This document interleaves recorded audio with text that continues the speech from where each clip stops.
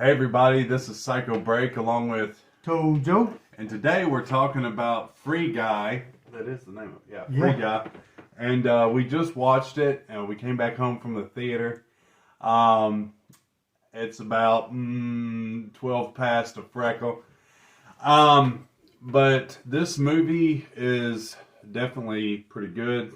Oh yeah. Yeah, we'll give a review on it, on what we think on it at the end of it, but the movie is definitely like something that's been done before, but it's different in a way. It's kind of like a love story slash video game homage, really. It really is. I mean, I didn't really have a lot of high hopes for it, other than the whole comedy aspect with Ryan Reynolds being in it.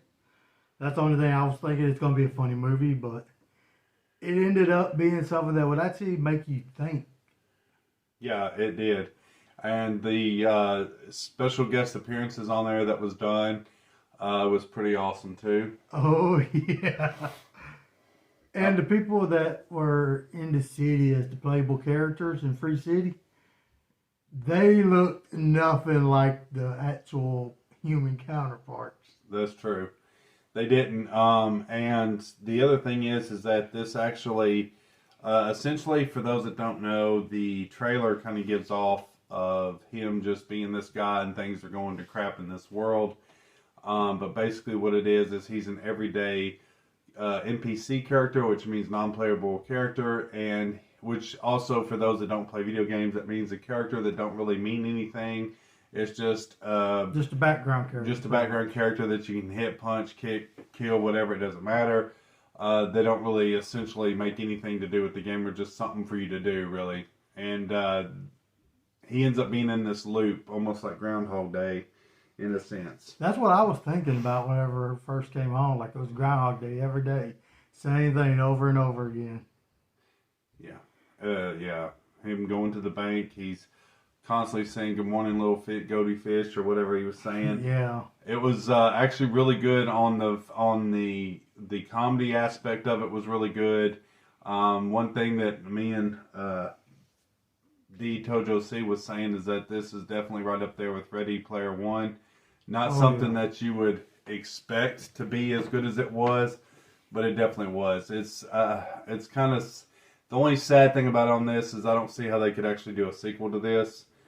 Because they kind of resolved They resolved everything in this movie, in all honesty. I mean, yeah, and I don't see how there would be a second one. That would make no sense. The premise of the second one would have to be probably totally different people and totally different game developers and everything else. Essentially, what this is that the world is kind of like that of Grand Theft Auto meets Fortnite meets Portal meets City Sim or something. It got a lot of stuff. Has a lot of nods to video games. Yeah, Mega Man. There's one where he's using the Mega Man Buster, and there's also the other weapons he used, like the Portal weapon and stuff like that. But didn't want to get into too much about the spoiler part of it on some things, but I will say that some of the pretty cool appearances and the nods to certain franchises, which now seems to be mostly Disney, was the fact of the one of the scenes where he actually had used some type of thing and was able to bring up a shield, and that shield, they did the Captain America music, and what's his name? Chris something. Chris Pine. Chris Pine looks at his phone and goes, "What the fuck?" Yeah, it was hilarious. It really was. And he had the beard and everything like Captain America, and then Ryan Reynolds uses the Hulk fist, his arm turns into the Hulk.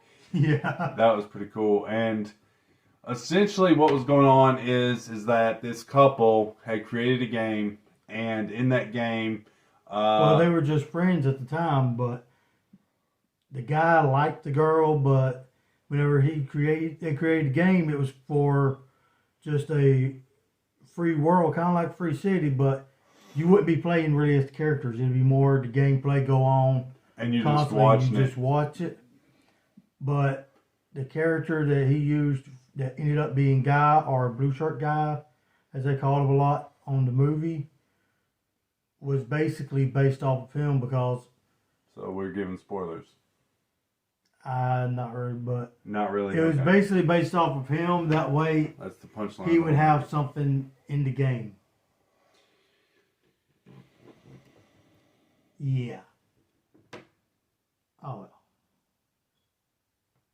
Anyway, one of the funniest things to me about the entire thing was how it was just every day the same old, same old. Then all of a sudden, someone catches the eye. Yeah. And like I was saying before, I had a brief commercial interruption. Was the fact that okay, so these two couples, they're on this mess of trying to create this game.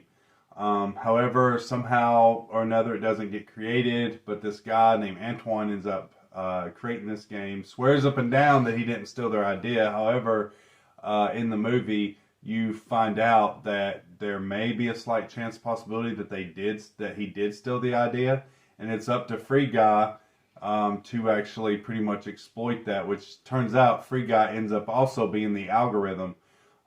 Which was a live AI, which was proof in itself that he stole the code. Which was actually kind of cool. Yeah, that was actually kind of cool. Especially when she told him he had to level up and stuff, and he spent all day doing that. He was like, well, how do I do that? yeah. You beat up people. I don't do that. Yeah. She's like, well, then you can stop them from shooting people. And He found a way to be a good guy and actually level up. yeah, trial and error, man. Trial and error. It was really good. It's definitely one of those, like, after we got done watching it and stuff, I was telling him, I was like, man, I definitely want to get this movie. Because, I mean, I liked Ready Player One, and this definitely reminded me of Ready Player One. Oh, yeah. But instead of it being based on the avatar going into the game and stuff like that, it's more like the game experiencing the people in the outside world. So that's pretty cool. It was kind of a new take on it in a way, which is what I thought was fascinating about it. Yeah, definitely a new take on it. Also, it kind of makes a little jabs on the gaming industry on how they don't really care about players. They just care about the end game being the money. The other thing is Anton kind of reminded you of a Final Fantasy villain, which was cool. But honestly, he kind of exploited exactly what people feel today, or people my age feel today, that the game developers don't give two shits about the gaming community. At the end, it's about that money. Now, not to say the developers don't care about the players, they do, but they got shareholders and people that don't have... The ones over them are the ones that cares about all the money. Yeah, yeah. Developers do it for the love. Yeah. The other thing is, too, one thing that was a cool jab at some gaming developing companies, that could be take your pick, but there was this update called Dude. And essentially, once Free Guy was becoming this, or Guy in a blue shirt or whatever was becoming popular, Anton thought it'd be good to make a guy called Dude.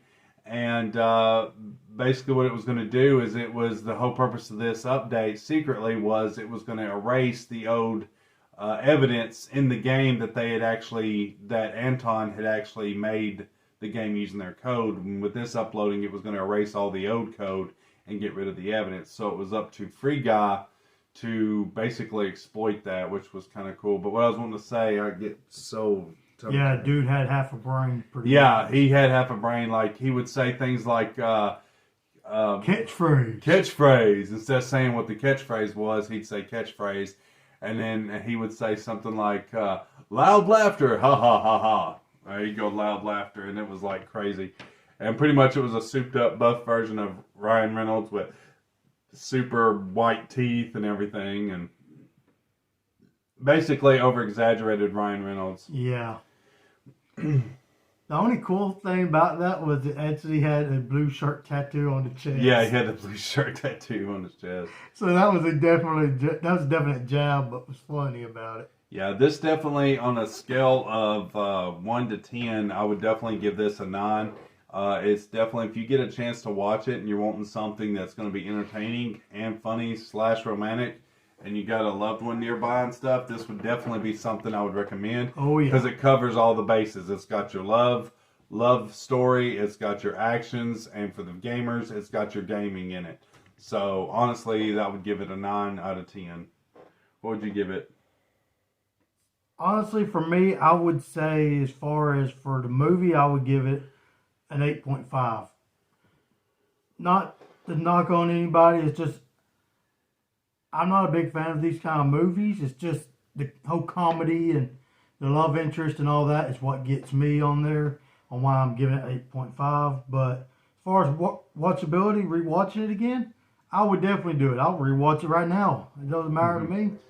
Yeah, it's definitely worth getting or worth watching if you do see it and stuff and you happen to check it out. Definitely do so.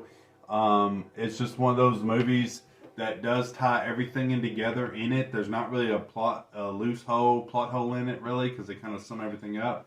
The only thing is the only con I would say about this movie though is they spend a lot of time explaining a lot of stuff to the point that by the time the movie's actually getting to the point where you're like, okay, let's go, you still find yourself in a tutorial phase in this movie. And it's kind of like, because of the fact that it repeats a lot. At one point when they repeat the drive, And there's Ginger. yep, at one point when they repeat the drive and stuff, the movie reboots, which I thought was cool. Yeah. And then stuff, so it acts like that when he does that. But honestly, it kind of gives an insider on a lot of stuff on the gaming thing. Whoever wrote this and thought of this is pretty damn clever. But to wrap it up and stuff, I enjoyed the movie. Ginger is enjoying sniffing on the table and everything. If you notice, the belt's not here. I moved to a new location. I'm in witness protection after that show triggered. No, I just turned the table the other way.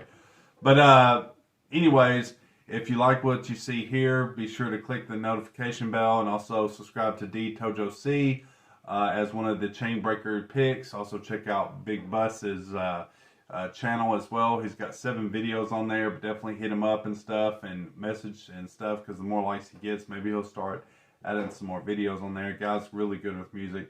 Justin Pipkins gave us a shout out, or not a shout out, but messaged us on Hangouts, saying on our last video, he said he really liked the video, he liked the shirts, just said our music was too loud and stuff, and if we could make it lower. So for him, we will make it louder. Thank you, Dustin.